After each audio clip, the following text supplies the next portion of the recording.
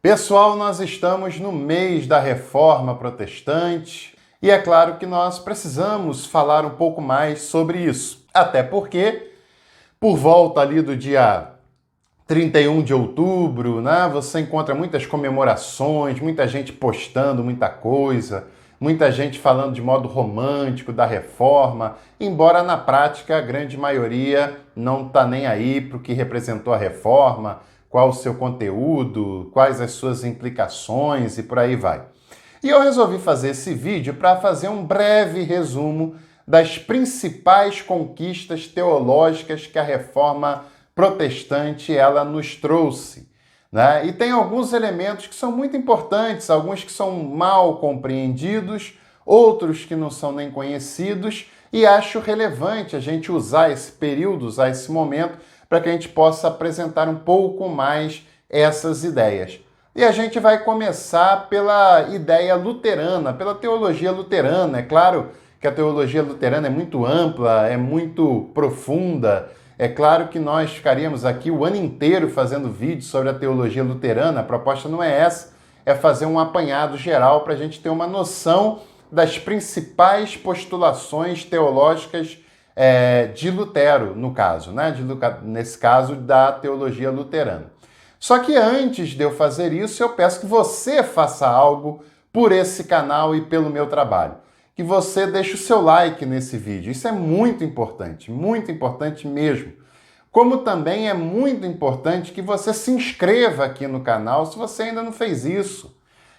Isso nos ajuda muito a crescer e a produzir cada vez mais e melhor para você que nos acompanha. E além disso, ainda tem a possibilidade de você ser membro do canal, só paga R$ 7,99 por mês, tem acesso a conteúdos exclusivos e cursos exclusivos e muitos outros benefícios. Falando de Lutero, o primeiro ponto que eu queria falar é sobre o livre exame das Escrituras. A Escritura no período medieval era de posse da Igreja. Muitas vezes a gente acha que isso é um ato de maldade, mas houve um período em que não foi assim, porque se os monastérios não tivessem guardado as Escrituras nos seus claustros, provavelmente ela teria se perdido e não teria chegado até nós. Porém, naquela época, já na época de Lutero, já na virada do século XV para o século XVI, a Bíblia, as Escrituras continuavam sob o poder da Igreja e o povo não tinha acesso àquele valor, àquele conteúdo. E o Lutero defende, então, o livre exame das Escrituras. É muito importante a gente pensar no que significa. Porque para muita gente significa ter livre interpretação da Escritura, coisa que Lutero nunca defendeu. Lutero não colocou a Bíblia na mão de todo mundo, até porque 90% do povo da Alemanha da sua época não sabia ler e escrever.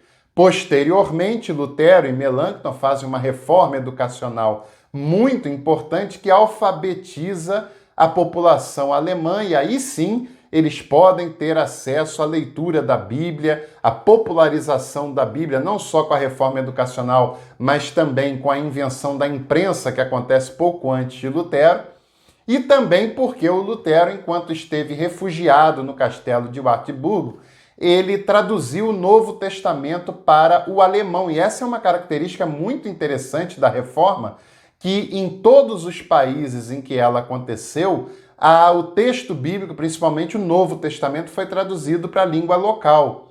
Acontece na Alemanha, na Dinamarca, na Finlândia, na Islândia, na Suécia, na Hungria, na Boêmia e em tantos outros lugares. Isso também tem a ver não só com a importância das pessoas conhecerem e lerem a Bíblia, como também era uma maneira das coroas nacionais fortalecer a identidade da cultura nacional através do idioma e através da religião, uma vez que monarquia é um estado confessional, não é? Mas o que o Lutero propõe é que todos possam ter acesso e examinar o que está escrito na Bíblia, no Novo Testamento. A interpretação do texto bíblico era confiada aos doutores em teologia na Reforma Luterana. Isso é importante, a gente dizer, porque Lutero nunca defendeu uma ideia de que qualquer consciência pudesse interpretar livremente a Escritura e chegar a postulados de fé, de doutrina, de teologia, como bem entendesse. Para isso, os doutores em teologia faziam esse trabalho que era considerado muito importante, mas o povo defendia Lutero, tinha todo o direito de examinar livremente essa Escritura. O outro ponto é a questão sacramental. Lutero só encontra respaldo bíblico para 2 sacramentos: a Eucaristia, e o termo correto é Eucaristia, e o batismo. Eucaristia, que para o Martim Lutero era consubstancial, ou seja, Jesus estava presente nos elementos durante a celebração da Eucaristia. O Zwingli discorda, defende a ideia da ceia como memorial apenas, e o batismo, no caso de Lutero e na maioria dos reformadores, era um batismo também de criança. Também se fazia o batismo infantil e não havia muita idade para se fazer isso. Porque esses teólogos da Reforma, eles são herdeiros do pensamento agostiniano. E Agostinho defendia a ideia do pecado original. Logo, se a pessoa nasce com o pecado, ela deve ser batizada para ter acesso à graça do batismo, à graça de Cristo e poder fazer parte da família de Deus. E isso deve ser feito assim que possível, né? A ideia do batismo adulto é uma ideia posterior, embora tenha começado ali com os anabatistas, mas é uma ideia que vai contra a ideia do pecado original. E no Brasil nós temos uma grande contradição, porque muitas igrejas defendem o batismo adulto, mas continuam defendendo e crendo no pecado original. Uma coisa não combina com a outra. Outro ponto é o sacerdócio universal dos crentes. Isso é muito interessante porque na igreja medieval se entendia que havia uma classe especial separada por Deus e que eram sacerdotes para fazer mediação entre Deus e o povo. Ainda hoje, nos meios protestantes e evangélicos, tem gente que diz que os pastores são ungidos do Senhor, são sacerdotes diante de Deus, diante do povo, mas isso foi abolido. Na verdade, foi abolido por Jesus, quando o véu se rasga de alto a baixo e dá acesso livre ao coração do Pai, né? E também foi abolido teologicamente pela Reforma Luterana.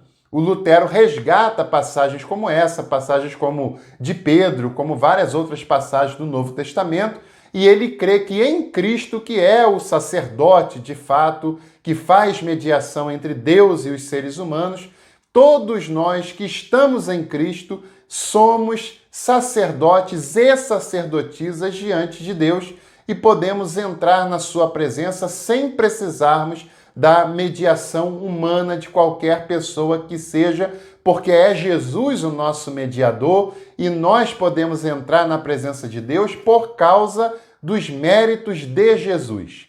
O sacerdócio universal também era muito interessante porque o Lutero vai defender a ideia de que a comunidade cristã é quem pode ministrar os sacramentos, batismo e a Eucaristia, e não apenas um corpo de pastores ou de oficiais ordenados ou ungidos para isso.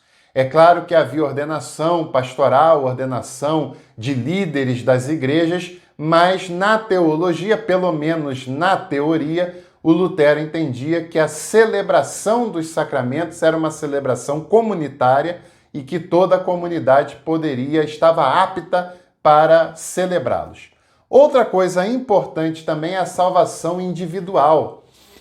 Tanto o sacerdócio universal como a salvação individual são influências do humanismo no pensamento de Lutero, uma vez que o humanismo influencia não só Lutero, mas Calvino, Zwingli e vários outros reformadores. No período medieval, a igreja entendia que a salvação pertencia a Cristo, mas na prática à igreja, porque era como se Jesus colocasse a igreja como sua porta-voz, e a salvação ela era coletiva, ela era para toda a igreja, para quem obedecia à igreja. E no pensamento de Lutero, a salvação ela é individual. não significa que ela é individualista, que ela é separatista, mas ela é individual no sentido de que cada um dará conta de si mesmo a Deus, de que todos nós somos sacerdotes e sacerdotisas diante de Deus, e que a salvação ela independe da mediação da igreja, embora muitas igrejas evangélicas pensem o contrário na prática hoje em dia, mas a salvação independe da mediação da igreja e da mediação do sacerdócio, porque a salvação é um ato gratuito da parte de Deus diretamente para com o indivíduo, para com o ser humano.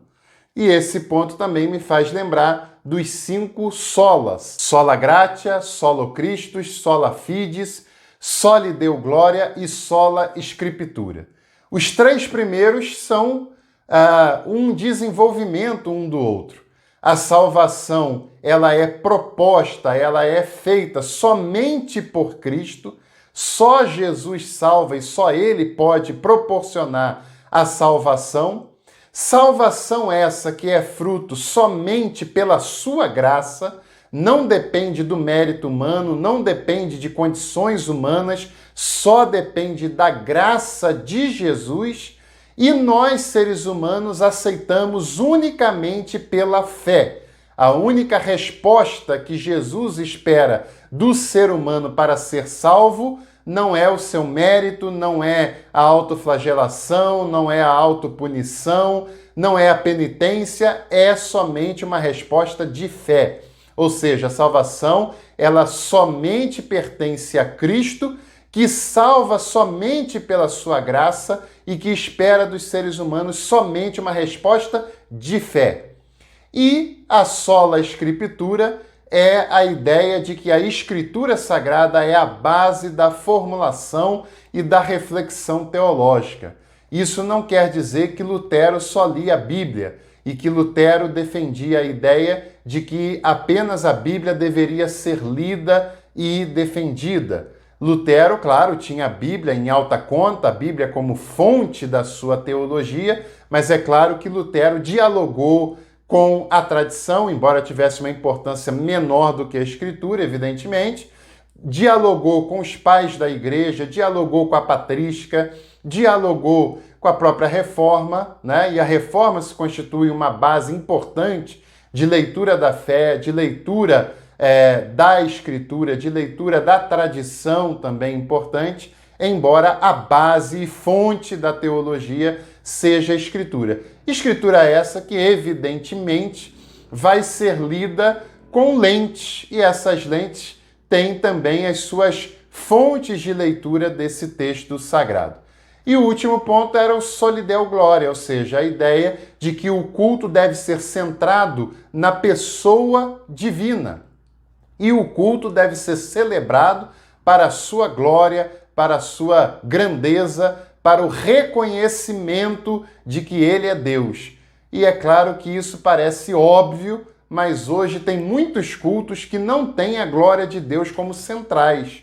Muitos cultos que têm o ser humano como centro e muitos cultos cujos louvores, as orações e as pregações são maneiras de dizer como esse ser humano pode ser abençoado e satisfeito por Deus. Ou seja, é o ser humano quem está no centro, e o Lutero e a Reforma entendem que quem deve estar no centro do culto é Deus e só a Ele deve ser dado a glória.